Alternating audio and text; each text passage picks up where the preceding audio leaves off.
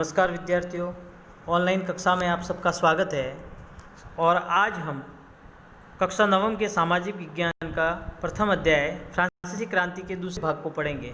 जैसा कि हमने प्रथम भाग में पढ़ा था कि किस प्रकार से लुई 16वें की जो गलत नीतियाँ थी वो इस क्रांति का कारण बनी। लुई 16वें ने जनता के ऊपर अत्यधिक कर बढ़ा दिए थे। इन करों के कारण जनता त्रस्त हो गई थी और उनके 2 समय का भोजन भी सही तरह से नहीं मिल रहा था, इसलिए जनता को इस क्रांति को करना पड़ा। उस समय फ्रांस का समाज मुख्य रूप से 3 भागों में बटा हुआ था, इसके बारे में भी हमने जाना। और जो कर लगाए जाते थे जनता पर, वो लुई 16वें की केवल जिम्मेदारी नहीं होती थी। उसके अलावा जो भी एस्टेट जनरल की बैठकें होती थी उसमें ये तय किया जाता था कि जनता के ऊपर कितना कर लगाना चाहिए या नहीं लगाना चाहिए। इसकी अंतिम बैठक 1614 में बुलाई गई थी और उन बैठकों के अंदर ही इस प्रकार के निर्णय लिए जाते थे कि जनता के ऊपर कितना कर लगाया जाए, जिस कारण से जनता त्रस्त थी। फ्रांसीसी सम्राट लुई 14वां ने 5 मई 1789 को नए करों के प्रस्ताव के लिए अनुमोदन के लिए भी एस्टेट जनरल की बैठक बुलाई थी, जिसमें वर्साय के एक आलीशान भवन को सजाया गया। और दूसरे एस्टेट ने इस बैठक में अपने 300 प्रतिनिधि भेजे जो आमने सामने की कतारों में बैठाए गए। तीसरे एस्टेट के 600 प्रतिनिधि। तीसरा एस्टेट, जिसके ऊपर हमने अगले भाग में पढ़ा था कि कर था, जिसमें जितने भी सरकारी कर्मचारी है और अन्य सदस्य है, किसान है, मजदूर वर्ग है, वो तीसरे एस्टेट के अंतर्गत आता था। उनको पीछे खड़ा किया गया, अर्थात उनको बैठने के लिए स्थान भी नहीं दिया गया। किसानों, औरतों एवं कारीगरों का सभा में प्रवेश वर्जित था। फिर भी लगभग 40,000 पत्रों के माध्यम से उनकी शिकायतों एवं मांगों की सूची बनाई गई थी, जिसे प्रतिनिधि अपने साथ में लेकर आए थे। तो इस प्रकार से एस्टेट जनरल के नियमों के अनुसार प्रत्येक वर्ग को एक मत देने का अधिकार था। इस बार भी लुई 16वें ने इसी प्रथा का पालन करने के लिए दृढ़ प्रतिज्ञ था, परंतु तीसरे वर्ग के प्रतिनिधियों ने मांग रखी कि अब की बार भी पूरी सभा द्वारा मतदान कराया जाना चाहिए। यही एक लोकतांत्रिक सिद्धांत था, जिसे मिसाल के तौर पर रूसो ने अपनी पुस्तक द सोशल कॉन्ट्रैक्ट में प्रस्तुत किया था। जब सम्राट ने इस प्रस्ताव को अस्वीकार किया तो तीसरे एस्टेट के प्रतिनिधि विरोध जताते हुए सभा से बाहर चले गए। अर्थात तीसरा जो एस्टेट था फ्रांस के समाज का, जिसमें किसान है, मजदूर वर्ग है, गरीब लोग हैं, वो सम्मिलित थे, उनको जो तवज्जो देनी चाहिए थी वो नहीं दी गई, इसलिए वो नाराज़ हो गए और विरोध जताते हुए सभा से बाहर चले गए। इस प्रकार से तीसरे एस्टेट के प्रतिनिधि खुद को संपूर्ण फ्रांसीसी राष्ट्र का प्रवक्ता मानते थे। 20 जून को ये प्रतिनिधि वर्साय के एक इंडोर स्टेडियम में जमा हुए। इंडोर स्टेडियम में जमा होकर उन्होंने वहाँ अपने आप को नेशनल असेंबली घोषित किया और शपथ ली कि जब तक सम्राट की शक्तियों को कम करने वाला संविधान तैयार नहीं किया जाएगा तब तक असेंबली भंग नहीं होगी। और इसका जो नेतृत्व किया था वो मिराबियो और आबे द्वारा किया गया था। तो ये जो शपथ है वो इतिहास में टेनिस कोर्ट की शपथ के नाम से जानी जाती है। बहुत ही इम्पोर्टेंट प्रश्न है ये, टेनिस कोर्ट की शपथ। टेनिस कोर्ट की शपथ जिसका नेतृत्व मिराबियो और आबे द्वारा किया गया था। मिराबियो का जन्म कुलीन परिवार में हुआ था, लेकिन वह सामंती विशेषाधिकारों को रखने के कारण प्रसिद्ध था। उसने एक पत्रिका निकाली थी और वर्साय में जुटी भीड़ के समक्ष जोरदार भाषण भी दिए थे। आबे सीए मूलतः पादरी था और तीसरा एस्टेट क्या है शीर्षक से एक प्रभावशाली प्रस्ताव पुस्तिका यानी पैम्पलेट भी लिखा था। यहाँ पर आप एक चित्र देख सकते हैं, टेनिस कोर्ट की शपथ, जिसमें तीसरे एस्टेट के लोगों ने बाहर इंडोर स्टेडियम के अंदर शपथ ली थी कि जब तक सम्राट की शक्तियों को भंग नहीं किया जाएगा, कम नहीं किया जाएगा, तब तक वे इस असेंबली को भंग नहीं करेंगे। तो ये टेनिस कोर्ट की जो शपथ है उसका चित्र आपके सामने है, जिसका नेतृत्व मिराबियो ने किया था। तो इस प्रकार से जिस वक्त नेशनल असेंबली संविधान का प्रारूप तैयार करने में व्यस्त थी और पूरा फ्रांस आंदोलित हो रहा था, ठंड के कारण फसल मारी गई थी और पाव रोटी की कीमतें आसमान छू रही थी। अर्थात इधर कुआं और इधर खाई वाली स्थिति थी फ्रांस की जनता की। एक तरफ बहुत सारे टैक्स जिसको चुकाने में जनता असमर्थ थी, और दूसरी तरफ मौसम की मार जिसके कारण से जनता को पाव रोटी की कीमतें भी चुकाने में परेशानी हो रही थी। और बेकरी मालिकों ने जब पाव रोटी की कीमतें बढ़ रही थी तो उन्होंने जमाखोरी करना शुरू कर दिया। जमाखोरी से और भी जो कीमतें नहीं बढ़नी थी उससे भी ज़्यादा बढ़ी। इसके कारण बेकरी की दुकानों पर घंटों के इंतजार के बाद गुस्साई औरतों की भीड़ ने दुकान पे धावा बोल दिया। इस प्रकार से धीरे धीरे पूरे फ्रांस में क्रांति का प्रभाव फैलने लगा। क्रुद्ध भीड़ ने 14 जुलाई को बास्तिल के किले पर धावा बोलकर उसको नेस्तनाबूद कर दिया, और यही शुरुआत थी फ्रांस की क्रांति की, जिसके कारण से सबसे पहली घटना थी वो थी बास्तिल किले का ध्वंस। और बास्तिल किले के ध्वंस के साथ में ही ये क्रांति प्रारंभ हुई। आगे हम पढ़ेंगे कि देहाती इलाकों में गांव-गांव में ये अफवाह फैली थी कि जागीरों के मालिकों ने भाड़े पर लुटेरों के गिरोह बुलाए हैं जो पकी फसलों को तबाह करने के लिए निकले पड़े हैं। कई जिलों में भय के आक्रांत से होकर किसानों ने कुदालों और बेलचों से ग्रामीण किलों पर भी आक्रमण किए। अन्य भंडारों को लूट लिया गया। लगान संबंधी दस्तावेजों को जलाकर राख कर दिया गया। कुलीन बड़ी संख्या में अपनी जागीरें छोड़कर भाग गए। बहुतों ने तो पड़ोसी देशों में जाकर अपनी स्थिति को संभाला। इस प्रकार से अपनी विद्रोही प्रजा की शक्ति का अनुमान करके लुई 16वें ने अतः नेशनल असेंबली को मान्यता दे दी और मान लिया कि उसकी सत्ता पर अब से संविधान का अंकुश होगा। तो इस प्रकार से टेनिस कोर्ट की जो शपथ थी वो काम आई। जनता ने कुछ बगावत की तो सम्राट ने कुछ ढील भी दी। धीरे धीरे जो स्थिति थी वो लोगों के हाथ में आने लगी और धार्मिक कर भी समाप्त कर दिए गए और चर्च के स्वामित्व वाली भूमि भी जब्त कर ली गई। इस प्रकार कम से कम 20 अरब लिवरे जो फ्रांस की मुद्रा थी वो सरकार के हाथ में आई। यहाँ पे घटनाक्रम को भी हम जान सकते हैं कि किस प्रकार से घटनाक्रम हुआ। कुछ महत्वपूर्ण तिथियाँ जैसे 1776 में फ्रांस का राजा लुई 16वां बनता है। खजाना खाली हो चुका होता है। एस्टेट जनरल की बैठक बुलाई जाती है। ये पहली घटना थी। उसके बाद 1789 में एस्टेट जनरल का आह्वान होता है। तृतीय एस्टेट जनरल असेंबली का गठन होता है। 1791 में सम्राट की शक्तियों पर अंकुश लगाने के लिए मूलभूत अधिकार प्रदान करने के लिए संविधान बनाया जाता है। 1792 में फ्रांस गणराज्य बन जाता है। सिर काटकर राजा को मार दिया जाता है। जैकोबिन गणराज्य का पतन होता है और फ्रांस पर डायरेक्टरी का शासन होता है। 1804 में नेपोलियन के बारे में आप सबने सुना होगा। Impossible word is not in my dictionary. ये सब नेपोलियन द्वारा ही कहा गया था। नेपोलियन ने कहा था असंभव मेरे शब्दकोश में नहीं है। 1804 में ये सम्राट बनता है और यूरोप के विशाल भूभाग पर अपना कब्जा कर लेता है।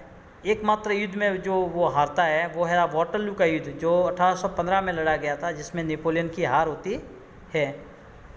इस प्रकार से ये घटनाक्रम था जिसने फ्रांसीसी क्रांति को एक नया उत्थान दिया। आगे हम पढ़ेंगे किस प्रकार से फ्रांस एक संवैधानिक राजतंत्र बन जाता है। 1791 में संविधान का प्रारूप पूरा कर दिया गया। इसका कुछ उद्देश्य थे कि सम्राट की शक्तियों को सीमित रखना, क्योंकि सम्राट पहले जनता के ऊपर एक प्रकार से देवी सिद्धांतों पे आधारित था। अपने आप को देवता का प्रतिनिधि मानता था, लेकिन धीरे धीरे संविधान बन जाने के बाद में उसकी शक्तियों को सीमित कर दिया गया और इन शक्तियों को विभिन्न संस्थाओं, विधायिका, कार्यपालिका एवं न्यायपालिका में विभाजित एवं हस्तांतरित कर दिया गया। यहाँ एक चित्र के माध्यम से इस बात को हम समझ सकते हैं कि अब न्यायपालिका होगी, न्यायाधीश होगा और वोट होंगे, उसको वोट के द्वारा ही चुना जाएगा। कार्यपालिका सम्राट का नियंत्रण था पहले, लेकिन अब मंत्री परिषद के अंदर मंत्री भी होने लगे और उनका नियंत्रण होने लगा। नेशनल असेंबली में 745 सदस्य होते थे। 50,000 पुरुष थे, निर्वाचक होते थे इसके। सक्रिय नागरिक मताधिकार प्राप्त लोग 2.8 करोड़ की जनसंख्या में लगभग 40 लाख लोग, और निष्क्रिय नागरिक मताधिकार इनको प्राप्त नहीं था, जो लगभग 30 लाख पुरुषों, महिला और बच्चों 25 वर्ष से कम उम्र के वयस्कों को मताधिकार प्राप्त नहीं था। इनको वोट देने का कोई अधिकार नहीं था, जिनको निष्क्रिय नागरिक के नाम से जाना जाता था। इस प्रकार से 1791 में जो फ्रांस की राजनीतिक व्यवस्था थी, इस चित्र के माध्यम से हम समझ सकते हैं। सन 1791 के संविधान ने कानून बनाने का अधिकार नेशनल असेंबली को सौंप दिया। नेशनल असेंबली अप्रत्यक्ष रूप से चुनी जाती थी। सर्वप्रथम नागरिक एक निर्वाचित समूह का चुनाव करते थे, जो पुनः असेंबली के सदस्यों को चुनते थे। सभी नागरिकों को मतदान का अधिकार प्राप्त नहीं था। अभी जैसे हमने इस चित्र के माध्यम से देखा कि 25 वर्ष से अधिक उम्र वाले ऐसे पुरुष को ही सक्रिय नागरिक का अधिकार था या वोट देने का अधिकार था, जो कम से कम 3 दिन की मजदूरी के बराबर कर चुकाते थे, अर्थात कर चुकाने वाले लोगों को ही वोट देने का अधिकार था। यहाँ पर एक चित्र देख सकते हैं कि पुरुष एवं नागरिक अधिकार घोषणा पत्र का 1790 में ले बार्बिए द्वारा बनाया गया चित्र। दाईं ओर की आकृति फ्रांस को, बाईं ओर के कानून को निरूपित करती है। तो इस प्रकार से धीरे धीरे फ्रांस में क्रांति का प्रभाव हो रहा था और फ्रांस वर्तमान स्थिति की ओर आ रहा था। आगे हम पढ़ेंगे राजनीतिक प्रत्ययों के मायने। जैसे कि यहाँ पे टूटी हुई जंजीर है, तो इसका मतलब क्या होता है? ये ले बार्बिए ने अपनी पेंटिंग में बनाया था। इसका अर्थ होता है दासों को बांधने के लिए जो जंजीरों का प्रयोग होता था, और टूटी हुई हथकड़ी उनकी आज़ादी का प्रतीक है। अर्थात धीरे धीरे फ्रांसीसी समाज में परिवर्तन आ रहा था। ये एक और चित्र है, छड़ों का बच्चीदार गट्ठर, यानी अकेली छड़ को आसानी से तोड़ा जा सकता है, पूरे गट्ठर को नहीं। यूनियन इज स्ट्रेंथ का भाव बताता हुआ ये चित्र। यहाँ पे एक त्रिभुज के अंदर रोशनी बिखेरती आँख है। सर्वदर्शी आँख ज्ञान का प्रतीक है, यानी सूर्य की किरणें अज्ञान रूपी अंधेरे को मिटा देगी। अब जनता है वो जागरूक हो रही थी, तो इस बात का ये चित्र प्रतीक है।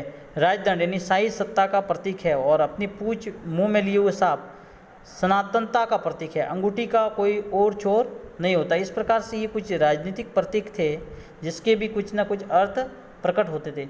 लाल फ्राइजियन टोपी, यानी दासों द्वारा स्वतंत्र होने के बाद पहने जाने वाली टोपी, और नीला सफ़ेद लाल फ्रांस के ये राष्ट्रीय रंग थे। डेनों वाली स्त्री, कानून का मानवीय रूप। विधिपट, कानून सबके लिए समान है और उसकी नज़र सब पर बराबर है। तो इस प्रकार से ये कुछ चित्र थे। अब आगे हम पढ़ेंगे कि फ्रांस में राजतंत्र का उन्मूलन और गणतंत्र की स्थापना किस प्रकार से होती है। तो फ्रांस की स्थिति आने वाले वर्षों में तनावपूर्ण बनी रही।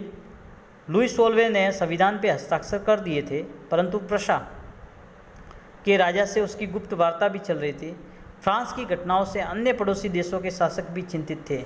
1789 की गर्मियों के बाद होने वाली ऐसी घटनाओं को नियंत्रित करने के लिए इन शासकों ने सेना भेजने की योजना बना ली, लेकिन जब तक इस योजना पर अमल होता, अप्रैल 1792 में नेशनल असेंबली ने प्रशा एवं ऑस्ट्रिया के विरुद्ध युद्ध की घोषणा का प्रस्ताव पारित कर दिया।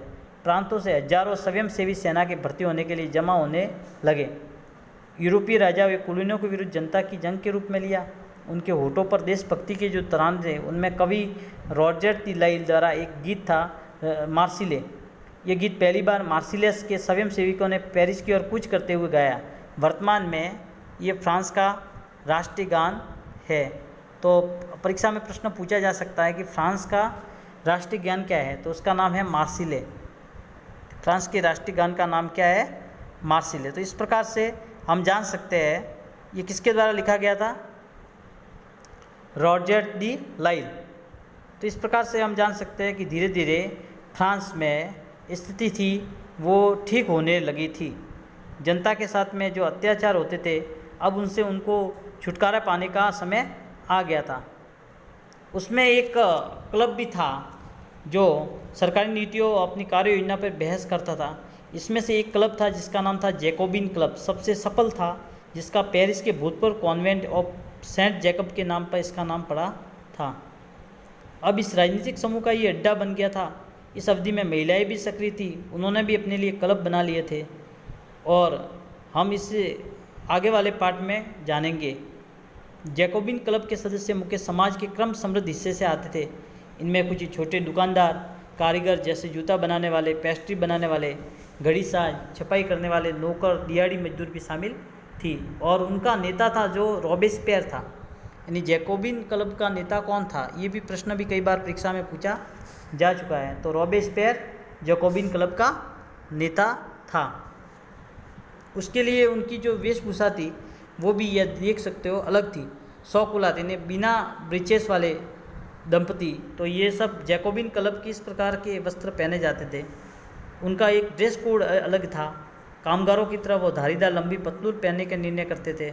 समाज के फैशन प्रस्त वर्ग खासतौर से घुटने तक पहने जाने वाले ब्रीचेस पहनने वाले कुलीनों से खुद को अलग करने के लिए किया गया। अभी वर्तमान में इंडिया में भी कुछ समाजों में ब्रीचेस पहना जाता है। कॉन्वेंट, यहाँ एक नया शब्द है, धार्मिक जीवन को समर्पित समूह की इमारत, यानी ईसाई धर्म के अंदर जो इमारतें बनाई जाती है धार्मिक, उनको कॉन्वेंट कहा जाता है। यहाँ पे एक चित्र दिया हुआ है, तो इस चित्र में आप देख सकते हैं लिबर्टी यानी स्वतंत्रता, ये किसी महिला कलाकार द्वारा रचित दुर्लभ चित्रों में से एक है। क्रांतिकारी घटनाक्रम के बाद महिलाओं के लिए संभव हो गया कि वो चित्रकारों के साथ प्रशिक्षण प्राप्त कर सके। तो ये एक चित्र है। जैकोबिनों को सौकुलात के नाम से भी जाना गया, जिसका शाब्दिक अर्थ होता है बिना घुटने वाले, यानी वो विशेष पहनते थे जो बिना घुटने के वाले होते थे, इसलिए इनको सौकुलात भी कहा जाता था। सन 1792 में गर्मियों में जैकोबिनों ने खाद्य पदार्थों की महंगाई के अभाव से पेरिस वासियों को लेकर एक विशाल हिंसक विद्रोह की योजना बनाई। 10 अगस्त की सुबह उन्होंने ट्यूलेरिये के महल पर धावा बोल दिया, राजा के रक्षकों को मार डाला और खुद राजा को कई घंटों तक बंधक बनाए रखा। बाद में असेंबली ने शाही परिवार को जेल में डालने का प्रस्ताव पारित किया। नए चुनाव कराए गए।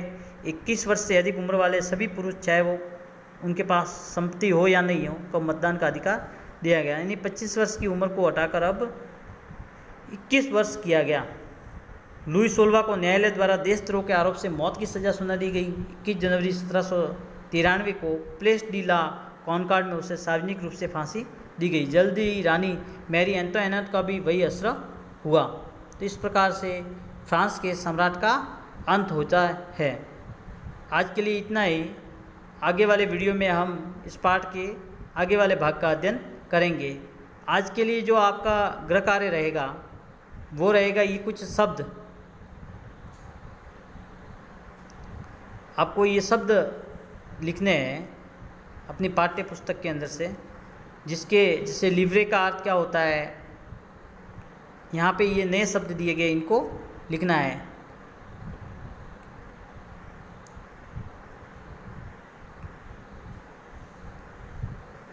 इस पाठ के नए शब्द लिखोगे। ये नए शब्द है लिवरे, एस्टेट, पादरी वर्ग, टाइद और टाइल। इनके अर्थ आपको लिखने हैं। धन्यवाद।